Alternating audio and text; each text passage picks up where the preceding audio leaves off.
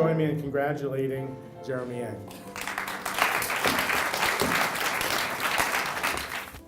Thank you so much, Tom, and thank you everyone for being here tonight.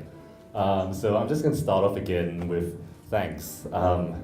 Really, I don't know where to start, but then this has been absolutely amazing. It's an honor to be here tonight, and it's really inspirational for me to really see all the work you've been doing, both on show here today, but also behind the scenes and setting this organization up and keeping it running for an astonishing long time. Thank you so much, and I really look forward to seeing the foundation continue to succeed in the future.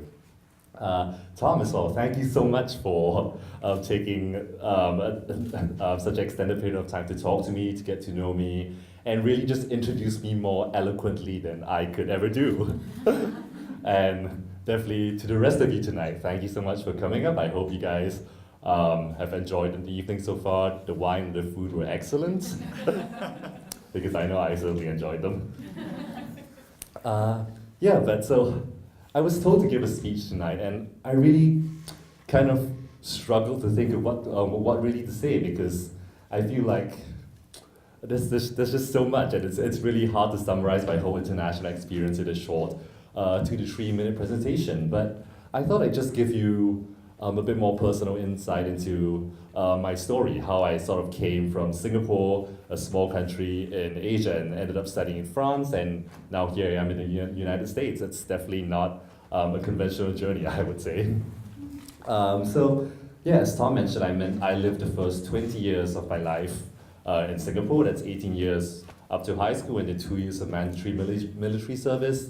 And by the time I felt like I'd seen every part of Singapore I needed to see, because it's a tiny island. It's maybe 400-500 square kilometers in size, so it's really, really small. And so at that point, I felt like I was ready for a change, and this dual degree opportunity presented itself. And I thought, hey, I'd get the chance to spend 2 years in France, 2 years in the US. This is amazing.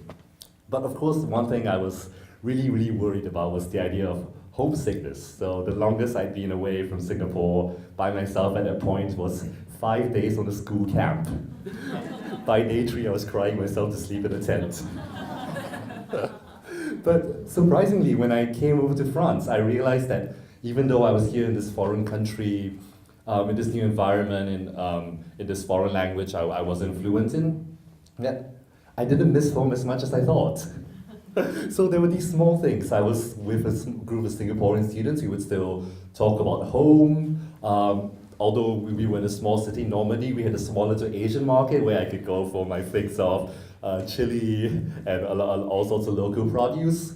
There were restaurants on the street serving Chinese food, Japanese food, Indian food, basically the same sort of food that I was used to back home. And I think what really struck me about this was how it's a testament to the diversity that you see in the world today, not just in Singapore, which is a famously multicultural society, but also in France, in the US and New York especially. I'm always blown away walking on the streets here and listening to all the languages I hear. So just a quick anecdote, I took a bus here to 75th and 3rd, it's just a few avenues down, and in the span of maybe 3-4 avenues, I walked past people speaking English, Russian, French, and Spanish.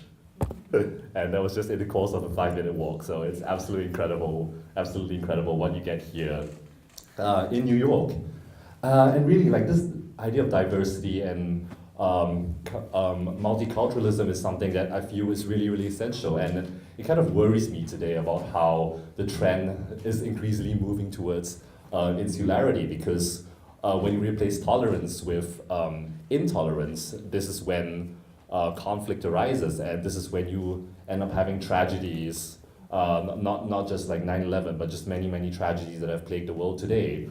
As Tom mentioned, I'm currently working at the Office for Coordination of Humanitarian Affairs at the UN, so on a daily basis I'm reading reports about how conflict between ethnic groups or conflicts between religions are just displacing tens of billions of people and requiring billions of dollars in contributions in order to fix. And it's really very far from an ideal situation. And I think if I want to leave a message tonight, it would be a rallying cry of promoting tolerance, a rallying cry of embracing diversity, embracing multiculturalism that has really made this world what it is today.